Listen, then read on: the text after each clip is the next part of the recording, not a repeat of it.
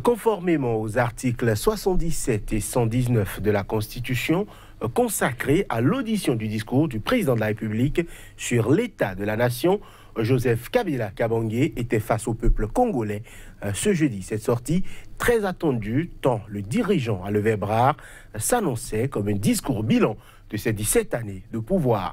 Mais alors que nombre de gens attendaient de savoir si oui ou non il allait briguer un troisième mandat, Joseph Kabila a encore déçu ceux qui imaginaient qu'il allait évoquer son avenir politique. Car si la Constitution lui interdit l'éventualité d'un troisième mandat, celui-ci entretient toujours le flou sur ses intentions en vue de l'élection présidentielle du 23 décembre 2018. Il a néanmoins réaffirmé son engagement sans équivoque à respecter la Constitution. Le cap des élections reste maintenu, a-t-il déclaré, soulignant que celles-ci seront intégralement financées par la RDC. La communauté internationale en prend comme souvent pour son grade, Kabila parlant de la RDC comme d'un pays voué à une disparition programmée, mais qui est aujourd'hui le centre de toutes les convoitises et intrigues diplomatiques, voire des complots sordides. Du déjà vu dans le camp de l'opposition, pour Ensemble pour le changement, la plateforme électorale de l'opposant Moïse Katumbi, le chef de l'État n'a absolument rien dit. Au contraire, nous avons eu affaire à un Kabila sans inspiration qui est venu devant le Congrès seulement pour répondre à la communauté internationale. Même analyse pour l'UDPS qui estime que Kabila avait l'opportunité de décrisper la situation politique, mais n'en a rien fait. Le rassemblement des forces sociales et politiques acquises au changement avait, la veille, posé des conditions pour sa participation aux élections du 23 décembre prochain. RD Congo, présidentielle du 23 décembre, discours sur l'état de la nation, Joseph Kabila ou l'art du contre-pied. Ce sera le thème du premier plateau sur votre émission Angle de Vue. Ensuite, au Sénégal, ce n'est pas vraiment une surprise. La Cour d'appel de Dakar a rejeté la demande de remise en liberté du maire de la capitale, Khalifa Sall, condamné pour détournement de fonds publics. Cette demande de remise en liberté immédiate avait été présentée par la défense sur la base d'une décision de la Cour de la CEDEAO en sa faveur. Le sort réservé au maire de Dakar est presque identique à celui de Karim Wade, exilé au Qatar, de l'avis de l'opposition sénégalaise qui a manifesté à Dakar afin de crier son ras-le-bol au régime du président Macky Sall. Et Karim Wade n'a aujourd'hui, de l'avis du ministre sénégalais de l'Intérieur, ni le droit d'être électeur, ni éligible, et devrait retourner en prison dès son retour au Sénégal. Le Sénégal, manifestation de l'opposition, des preuves évidentes d'élimination des adversaires politiques. La question sera posée à nos deux invités du jour et ce sera donc le second thème de cette journée, de cette émission Angle de Vue. À toutes et à tous, merci de nous rester fidèles. Bonjour à chacun, bonjour à tous. Place à l'analyse née du discours à la nation du président Joseph Kabila. Ce sera après ceci.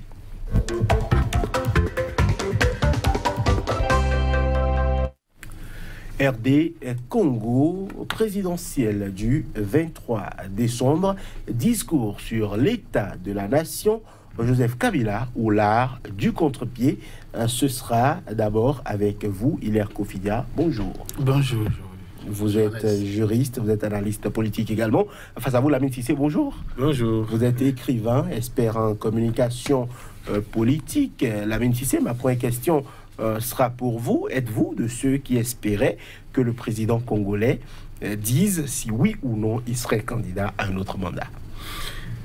Au stade actuel où nous sommes, les dépôts de candidatures sont presque visibles. Tout à fait. Je crois que Kabila devait libérer le peuple. En quoi faisant? L'opinion internationale, en donnant sa position d'une façon claire. Je suis candidat ou je ne suis pas candidat. Je ne suis pas candidat, voilà notre candidat. Mais actuellement, je reste un peu sceptique par rapport à cette situation parce que j'ai l'impression qu'il veut être candidat lui-même. Voilà. À quelques jours donc de l'ouverture du dépôt des candidatures, est-ce que ce n'est pas un jeu flou auquel joue le président Joseph Kabila? Non.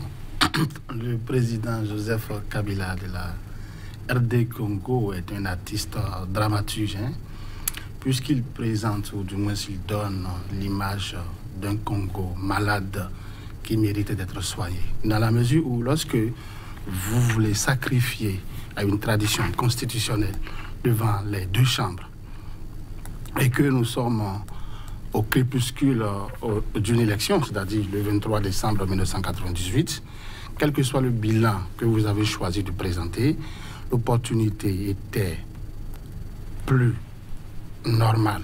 La normalité était quand même de libérer le peuple en donnant votre position. Même si la constitution congolaise interdit de briguer un troisième mandat, puisque vous avez déjà égratigné quelques 2 ans, donc vous êtes en train de faire un troisième mandat qui ne dit pas son nom, et il était de notoriété publique que vous puissiez vous prononcer. Mais lorsque vous dites « comprenez mon émotion », et vous vous attendiez, vous dites aux gens, à 467 députés et 80 personnalités, que comprenez mon émotion, mais et comprenez ma passion pour le Congo. Cela voudra dire que vous voulez vous éterniser au pouvoir, parce que votre passion ne vous donne pas le droit de ne pas respecter la Constitution. On ira plus en profondeur, puisqu'il se présente comme quelqu'un qui respecte la Constitution, alors que jusqu'à ce jour, il n'a fait que la violer. Il tire à boulet rouge sur la diplomatie ou la communauté internationale, parce qu'il se tague aujourd'hui de ce qu'on va organiser les élections en RDC sur fonds propres. On ira dans les détails, parce que franchement, c'est un rendez-vous manqué. C'est une sortie d'une déception diabolique.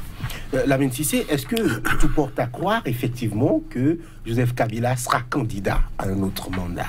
Oui, bon, avant de revenir à cela, le diagnostic parce que le Congo, c'est vrai, le Congo est malade, hein. Comme Kabila l'a dit, le Congo est malade. Un pays qui peut nourrir toute l'Afrique ne peut pas nourrir ses propres fils. Les Congolais sont partout ailleurs en Afrique, dans le monde, alors qu'ils devaient rester chez eux. Le Congo est malade. Le Congo est malade de sa démocratie. Nous savons comment le père Kabila a été assassiné. Mais qu'est-ce qui a pu élucider cela? Pourquoi il a été assassiné? Ce sont les multinationales eux-mêmes qui ont donné le cap pour dire qu'il a été assassiné parce que il y a beaucoup d'intérêts en jeu au Congo. Donc le Congo est malade. La démocratie congolaise n'est pas en train de nourrir les Congolais. Donc cette maladie-là, est-ce que c'est Kabila qui va soigner cette maladie? Ou c'est le processus de démocratisation tel qu'elle est actuellement, tel qu'il est actuellement, qui peut soigner par exemple ce Congo-là. Voilà tout le questionnement. Maintenant, si moi je pense que comme ta question elle est pertinente, d'autant plus que pour moi Kabila, vu tout le processus et que la Cour constitutionnelle a pris des décisions pour dire que voilà, avec un accord, etc. Aujourd'hui, l'opinion internationale et nationale devait être informée de sa prise de décision en faveur, n'est-ce pas, de son engagement. Parce que j'ai l'impression qu'il n'est pas en train de respecter ses engagements. Engagement, parce que je n'ai pas vu où Kabila a dit « je ne serai pas candidat ». Mais il va dans le processus de dire que, voilà, il faut que nous mettions les préalables d'une élection transparente au Congo d'abord, avant que moi je ne puisse me retirer. Je crois que les préalables sont mis en place déjà. Et ce que j'attendais de Kabila, c'est de dire tout simplement, dans mon parti, nous avons choisi ça, qu'il investisse quelqu'un d'autre et que lui, il soit, n'est-ce pas, l'arbitre. Moi, c'est ce que j'attendais. Mais je suis profondément... Parce que moi, j'ai dit que le Congo, j'ai beaucoup défendu cette situation-là pour dire que le Congo, il faut avoir un traitement spécifique par rapport au Congo. Mais il ne faut pas que les problèmes du Congo soient accrochés qu'à un seul homme. Moi, là, je suis un peu perplexe, vraiment. Voilà. Alors, le président s'est engagé à nouveau, on en parlait tout à l'heure, il est Kofidia, à respecter la Constitution, la République démocratique du Congo. Quelle interprétation doit-on faire de ces propos-là quand on sait que, par exemple, eh ben, la Constitution, ou du moins la majorité présidentielle, entend que, eh ben, il y a possibilité pour le président Kabila d'être encore candidat avec cette même Constitution-là? Non, c'est un mensonge. Et c'est un gros mensonge. Parce que celui qui veut respecter la Constitution, ce n'est pas celui qui passe par des subterfuges ou des reptilisations nocturnes ou des intrigues de couloir pour se maintenir après 2016. Il a déjà violé la Constitution. ce profil n'est pas approprié pour respecter la Constitution. Et il ne peut pas, il ne veut pas respecter la Constitution, d'autant plus que, je l'ai dit tout à l'heure, au lieu de dire « comprenez mon émotion », il a dit « comprenez ma passion ». Lorsque vous mettez la passion devant, alors que vous êtes appelé à diriger une res publica, vous êtes en train de dire indirectement aux gens que je suis tellement attaché au Congo, je suis tellement attaché à mes intérêts que je ne suis pas encore prêt de partir. Sinon, comment comprendre que pour une allocution de ce rang-là, on a été obligé de militariser complètement l'espace? De qui a-t-on peur? De qui a-t-on peur? De l'opposition qui n'attendait qu'une seule chose, qui n'attendait qu'une libération, c'est-à-dire je suis enfin venu au terme de mon mandat. J'ai d'ailleurs bénéficié d'une prorogation de 2 ans. Il est temps que je puisse m'éclipser. Écoutez, il faudrait que nos dirigeants africains comprennent ceci. La meilleure manière de se faire respecter par les Occidentaux, même si l'Occident veut dire détruit, et que leur politique c'est détruire ou diviser pour régner, la meilleure politique de se faire respecter par ceux-là, c'est de commencer par respecter nos lois fondamentales. 2 mandats, vous partez. C'est de commencer par les pasticher, c'est de commencer par les copier, comme le cas de la France. On n'a jamais vu un président français tenter de briguer un 3e mandat. On n'a jamais vu un président américain tenter de briguer un 3e mandat. Donc, au lieu de tirer sur eux, il faut se faire respecter et en leur disant, l'heure a sonné, je m'en vais, je vous libère, je vous laisse le Congo. C'est ce à quoi tout le monde s'attendait. Il a déçu. Mais ce n'est pas possible que en 2018, et où les États africains sont conscients de ce que il faudrait qu'on fasse tout pour respecter la constitution de nos États, on assiste encore à ces genres de dramaturges ou à ces genres de contre-pieds, comme vous le dites. On a écouté tout récemment le président ivoirien, à 2 ans, dit qu'il ne va pas briguer un 3e mandat. Pour le moment, je le crois, mais j'attends. Je le crois pour le moment, parce que entre 2018 et 2020, beaucoup de choses peuvent encore se passer. Mais il a eu, il faut le reconnaître, il a eu la bonhomie de le dire et de poser un pas sérieux. Pourquoi Kabila, qui avait l'occasion, ne l'a-t-il pas fait? L'occasion parce que nous sommes quasiment à moins d'1 semaine du dépôt des candidatures. Cela veut dire qu'il veut, son silence est interprété comme étant quelqu'un qui veut déposer sa candidature pour briguer un 3e mandat. Voilà. Lamine Cissé, je voudrais avoir votre interprétation de ce qu'on entend par le respect de la Constitution. Est-ce qu'on parle de la Constitution qui autorise la majorité présidentielle à demander un 3e mandat pour le président Kabila, ou bien on parle de la Constitution qui appelle à son départ jamais obtenu depuis 2016? Non, je me posais la question si la Constitution a été révisée. Si la Constitution a été révisée, nous sommes en face d'une nouvelle Constitution. Donc, il peut être candidat. La Constitution dit... Non, je dis si la Constitution a été révisée. Je ne sais pas sur quelle clause de la Constitution il se base pour dire je vais respecter la Constitution. D'autant plus que la Constitution elle-même a été violée au départ. C'est vrai. Alors, le problème, Kabila, Laurent Désiré Kabila, quand il était venu, les Blancs l'ont aidé, il a chassé Mobutu. Toutes les conditions qu'ils ont dit, il a accepté tout. Quand il s'est bien installé, il a refusé. Le Congolais me disait, durant la période de Laurent Désiré Kabila, nous avons commencé à gagner de l'argent. On a senti, on a commencé à construire, on a dit, oh, donc on peut, nous aussi, on peut changer notre condition. Comme les multinationales n'ont pas trouvé leur compte, ils l'ont assassiné pour amener son fils. Donc son fils a joué le jeu. Quand il a commencé à coopérer avec les Chinois, etc., ils ont commencé également. Si Kabila avait fait le jeu de ces multinationales-là, il sera comme Denis Sassou Nguesso, il serait adulé par ces multinationales-là. Ils allaient réviser la Constitution et lui dire de continuer. Parce que nous, on mange. Parce que je suis pour le principe, le respect de la Constitution. Hein. Mais quand on fait une comparaison entre la France, les États-Unis et l'Afrique, la France, les États-Unis, c'est le peuple qui gouverne. Chez nous, ce sont les élites qui gouvernent et les textes qu'on tripatouille quand on veut. Les populations ne sont pas en train de gouverner. Ils sont très loin de la gouvernance. Ils ne savent même pas comment on gouverne. Donc quand on parle démocratie, processus de démocratisation, moi je suis très réservé par rapport à ça. Le jour où on aura la démocratie populaire dans nos pays, les chefs d'État n'oseraient pas faire la moitié de ce qu'ils sont en train de faire, parce qu'en ce moment, le peuple serait sentinelle. Mais aujourd'hui, cette démocratie dont on parle là, c'est quelle démocratie en réalité? Je ne suis pas pour que Kabila aille à cette extrémité-là.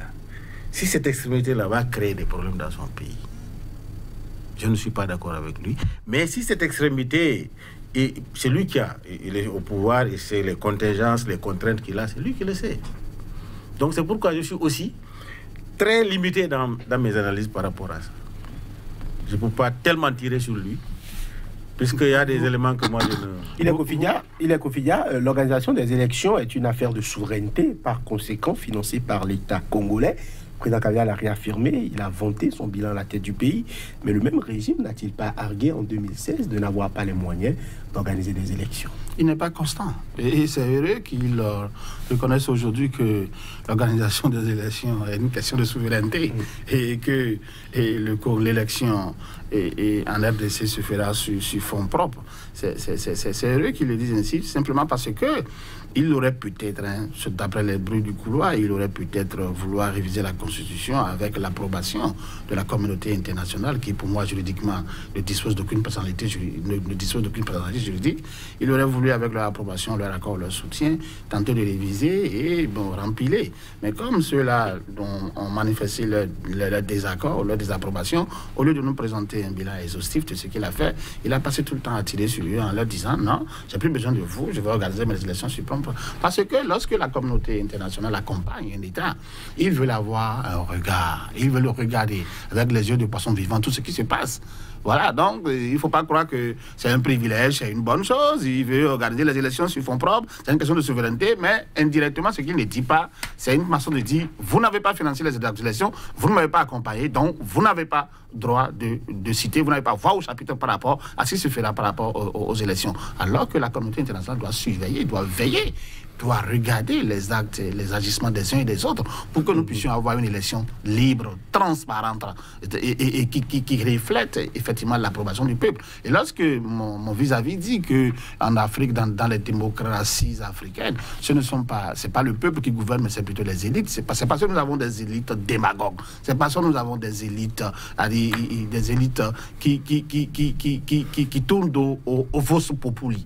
Parce que Vox Populi, c'est Vox Dei. La voix de Dieu, c'est la voix du peuple. Vous ne pouvez pas diriger un État sans l'approbation ou sans l'assentiment du peuple. Le démos et le kratos, on l'entend, c'est forcément deux choses inséparables. Donc, si vous venez et que vous choisissez de trahir les velléités du peuple, la volonté du peuple qui vous a mis là, ça c'est autre chose. C'est pourquoi je vous dis, on assiste à des batailles politiques qui méritent de ne connaître qu'une seule chose, la guillotine. Et ça, nous sommes en train de faire ce toilettage et il faudrait qu'on contraigne les dirigeants africains à respecter la Constitution. Et si Kabila tente de faire ce qu'il veut faire, il va provoquer un conflit électoral en RDC et il risquera de mal finir. Ce n'est pas bon. Il faudrait que, comme l'a dit l'Ivoirien, que lui aussi se prononce dans les jours à venir, parce que bientôt on va déposer les listes. Il ne faudrait pas qu'il dépose son nom, il faudrait qu'il envoie son salaire. Il a eu le temps de diriger l'État congolais pendant 10-12 années. Pourquoi n'a-t-il pas pensé? Pourquoi nos dirigeants africains ne pensent pas à la relève pendant qu'ils sont en train de gouverner? Si tant est que tu veux avoir un œil sur la gouvernance, après ta gouvernance, prépare alors quelqu'un, un alter ego, à apprendre la suite. Pourquoi ils ne font pas ça? Et ils veulent que tout. Non, il est le seul homme et le seul Congolais intelligent, utile pour la République. C'est faux. Sa passion, il peut continuer de faire valoir ça sans être président de cette République. Voilà. Oui, pour les élections qui sont financées de l'extérieur, nous ne sommes pas sérieux. Parce que nous avons les moyens de financer nos élections. Nous avons les moyens de tourner nos finances publiques, de faire des dépenses de prestige. Et quand il s'agit des élections, on appelle les Occidentaux. Est-ce que nous finançons leurs élections? Non. Non, il y en a qui financent. J'ai dit, est-ce que nous, Africains, nous finançons les élections des Européens? Oui, il y en a. Non, Kadhafi a financé l'élection de Sarkozy. Il a financé l'élection de Sarkozy. Il y a certains dirigeants africains qui accompagnent. Non, il y a certains dirigeants africains qui accompagnent les Européens dans leurs élections. Non, attendez. Ils ont financé une campagne électorale d'un candidat et financé l'élection, c'est différent. L'élection, c'est l'État qui organise l'élection. Mais eux, ils viennent nous aider, nos États. Ils amènent de l'argent pour aider l'État à financer. Il y a une nuance. Je ne dis pas que, bon, de l'argent occulte pour financer un candidat, c'est autre chose. Je parle de l'élection. Financer notre élection, nous devons, la souveraineté, notre budget national doivent tenir compte de notre souveraineté. On a les moyens de le faire. Si Kabila commence, c'est très bien de commencer. Mais c'est une bonne chose, mais ce n'est pas en 2018. Lamine Cissé, est-ce qu'il ne commence pas trop tard? En 2016, sur ce plateau, vous avez défendu le régime par rapport à un certain nombre de positions. L'impréparation par rapport aux listes électorales, tout ça là. Vous savez, mais le conflit perdure, Lamine Cissé. Pardon? Le conflit perdure aujourd'hui. Notamment les électeurs dont les empreintes ne sont pas retrouvées dans les machines. Il y a plusieurs millions qui sont concernés. Ça, c'est les imperfections. Donc le conflit perdure. Oui, c'est les imperfections de l'organisation des élections chez nous. Partout, même au Sénégal, nous avons des problèmes. Ici, partout, ça se fait. Ici, ça, à un moment donné, avec la LEPI, ça a été comme ça. Je dis tout simplement que le fichier électoral aujourd'hui est différent de l'ancien fichier électoral. Dans les bases de données, il y a des gens qui sont intégrés. Il y a des zones qui sont aujourd'hui intégrées, qui n'étaient pas intégrées. Mais je dis, il est bon que les Congolais eux-mêmes, avec leurs techniciens, leurs compétences, leurs cadres et leur argent, se prennent en charge pour organiser leurs élections. Ça, c'est un début d'indépendance. Je suis totalement d'accord avec ça. Après 60 ans. Non, mais comment ça? Après 60 ans. Mais après 60 ans, il faut chasser tous les multinationales du territoire congolais. Ce n'est pas une mauvaise chose. Non, mais ça dit que... Ce n'est pas une mauvaise chose. Quoi ça? Ce n'est pas une mauvaise chose pour nos États de financer nos élections. Ensuite... Mais cela suppose que, pour des questions de santé, tel Ebola et autres, là, n'allez pas tendre aussi la main à la communauté internationale. Non, parce que si vous... Ce que je voudrais dire est que tout ce qui se passe, les maux dont nous souffrons, ces multinationales-là, mais c'est eux qui sont les causes profondes de ces maux-là. Je suis tout à fait d'accord. Mais d'accord. Et eux, ils ne peuvent pas être sur notre territoire, piller nos ressources, même les gens, nos migrants qui vont là-bas, ils les chassent. Vous le leur permettez? Alors, vous le leur permettez? Il est Kofidia, laissez-moi la police des débats. Lamine Cissé, qu'est-ce qui aujourd'hui empêche de penser que rien n'a été pillé sans l'aide, sans l'onction, sans l'aval de Joseph Kabila Kabange? Non, je ne suis pas en train de dire ça. Il est en train de lutter. Vous savez, pour débarrasser le Congo, c'est une... Oui, et aujourd'hui, vous reconnaissez qu'il y a visiblement des velléités de vouloir s'éterniser au pouvoir. J'ai une autre vision. Vous savez, la Libye n'était pas plus riche que le Congo, la Libye de Kadhafi. Mais c'est une main de fer qui a dirigé la Libye pour permettre aux ressources libyens de profiter aux Libyens. Ok?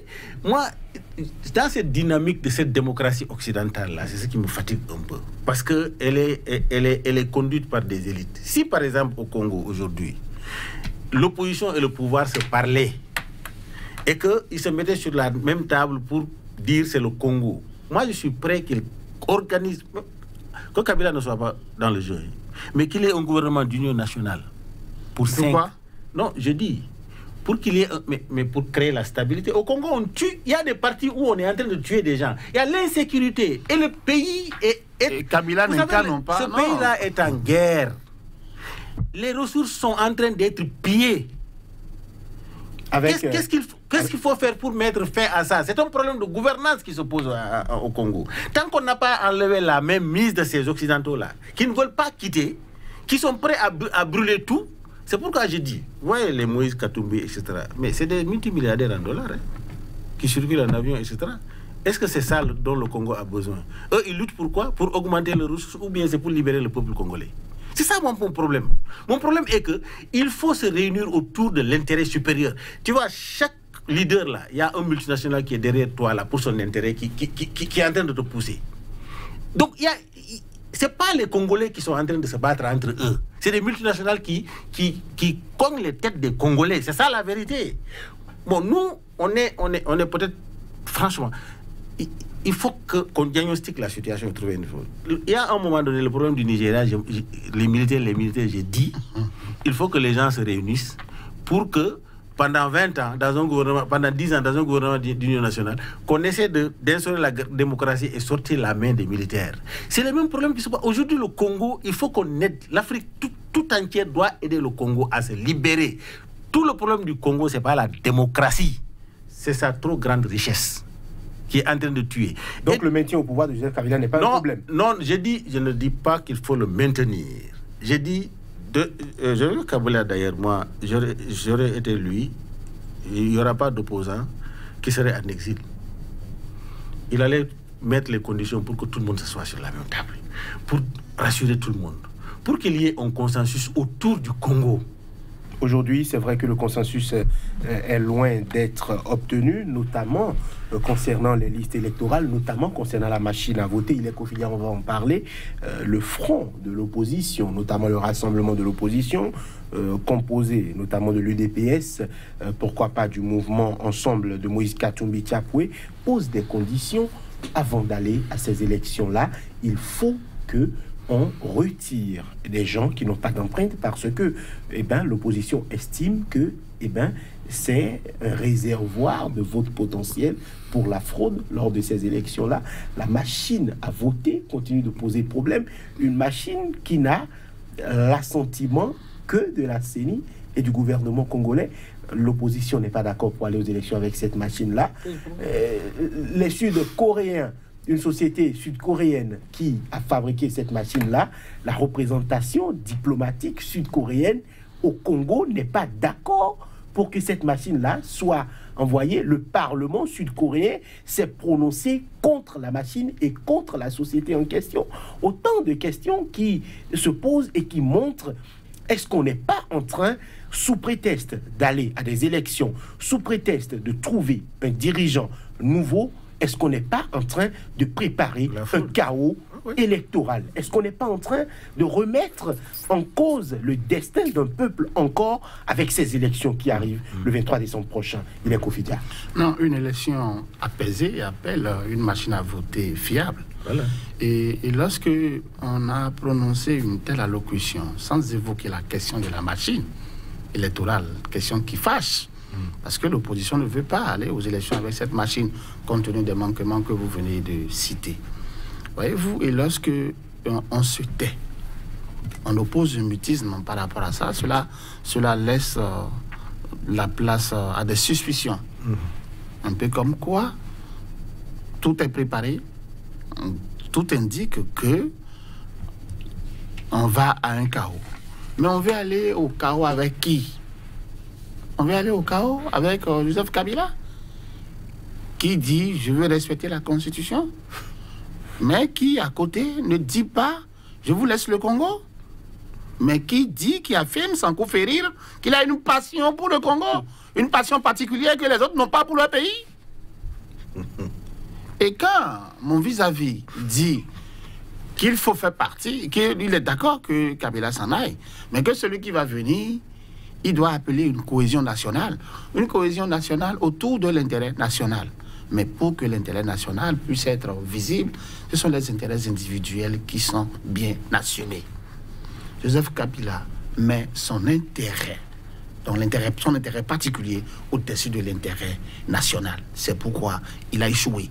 Il a beau faire l'éloge de son mandat, de son passage, mais nous disons que c'était une tribune rêvée pour non seulement appeler sur une table de négociation l'opposition, recevoir l'approbation de l'opposition par rapport à la machine qui va servir au droit de votation et enfin faire comprendre à l'opposition que nous avons intérêt à rester unis parce que ce que nous appelons la communauté internationale, les Occidentaux, c'est des étrangers et nos ressources doivent profiter à nous et à nous seuls.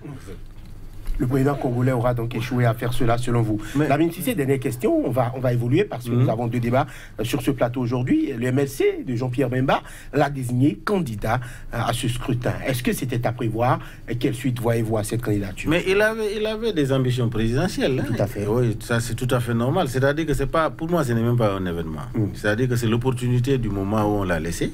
Mais il avait les ambitions présidentielles. Je rebondis pour dire je suis d'accord. Comme vous l'avez dit, une élection apaisée, il faut qu'il y ait un consensus national. Il ne faut pas traiter l'opposition comme si c'est les... C'est-à-dire que si c'est... Ils sont à la traîne, quoi. Il faut les associer intimement, puisque c'est la nation, c'est le pays.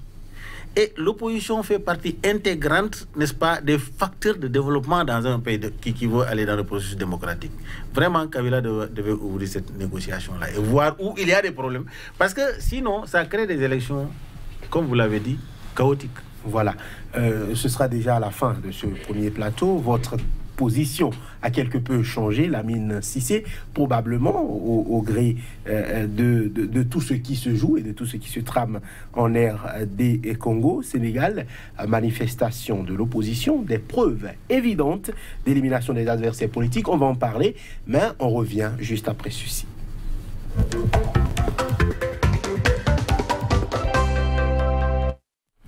Un débat qui se poursuit avec vous, monsieur Hilaire Kofi-Dia, Lamine Cissé. Hilaire Kofi-Dia, la Cour d'appel de Dakar a rejeté mercredi dernier la demande de remise en liberté du maire de la capitale, Khalifa Sall. Est-ce que c'est une décision qui a quelque chose de surprenant? La Cour d'appel de Dakar ne devrait pas rejeter la décision de la Cour de la CEDEAO, et pour la simple raison que en droit les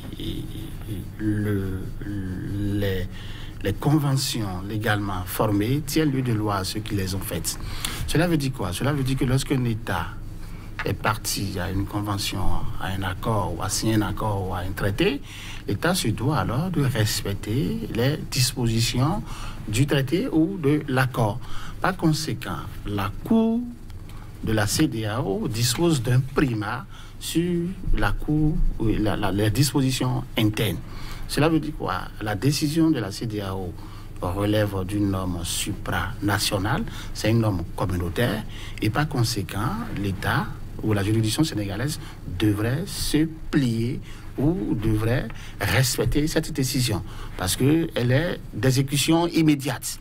Puisque, comme on le dit en droit, la décision a une force la décision de la juridiction supérieure s'impose à la juridiction nationale.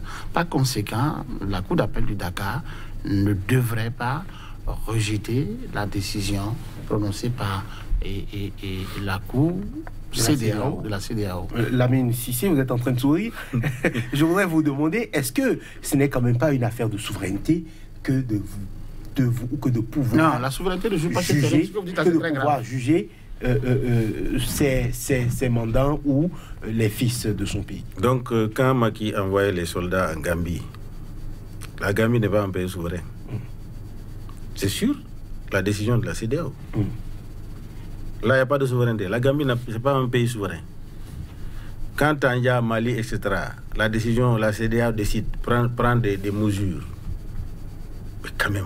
C'est-à-dire que quand ça vous arrange, nous avons fait un atelier avec la Cour de justice de la CEDEAO par rapport à ça. Des États qui sont réticents à l'application des décisions. Nous avons fait. Mais ici, il est question de droits de l'homme. Il est question de droits de l'homme. La Cour de justice de la CEDEAO n'a pas dit à l'État sénégalais spécifiquement libérez-le. Mais il l'a envoyé à son code de procédure pénale, où la présomption d'innocence a été bafouée, un procès équitable.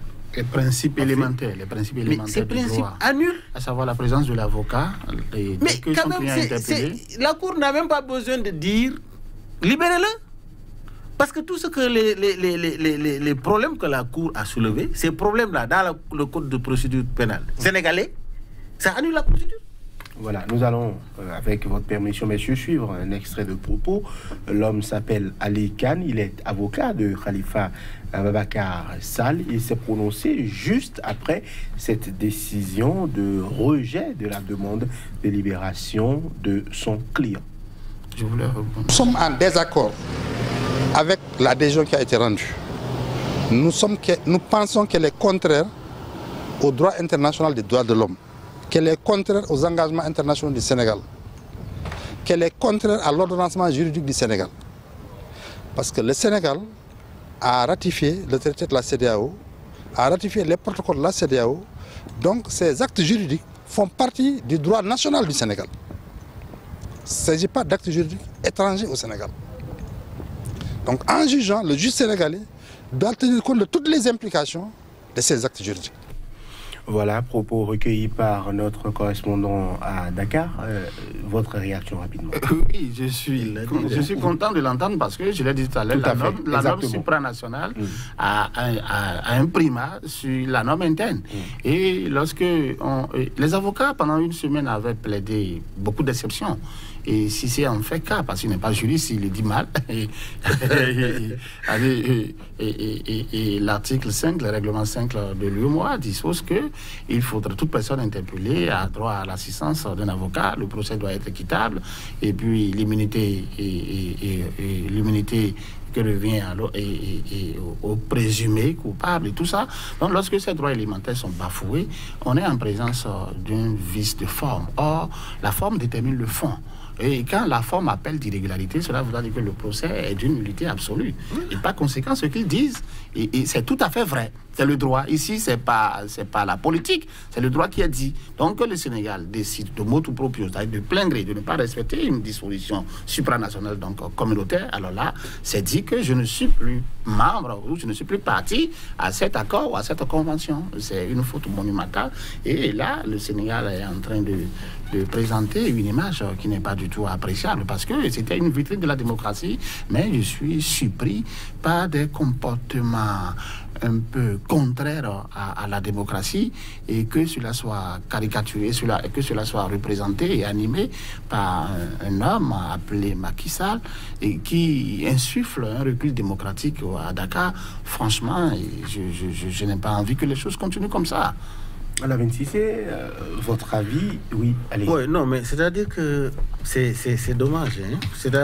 Le dossier est imminemment... Parce que le dossier Khalifa Sall, Karim, etc., c'est le président de la République même qui pilote ça.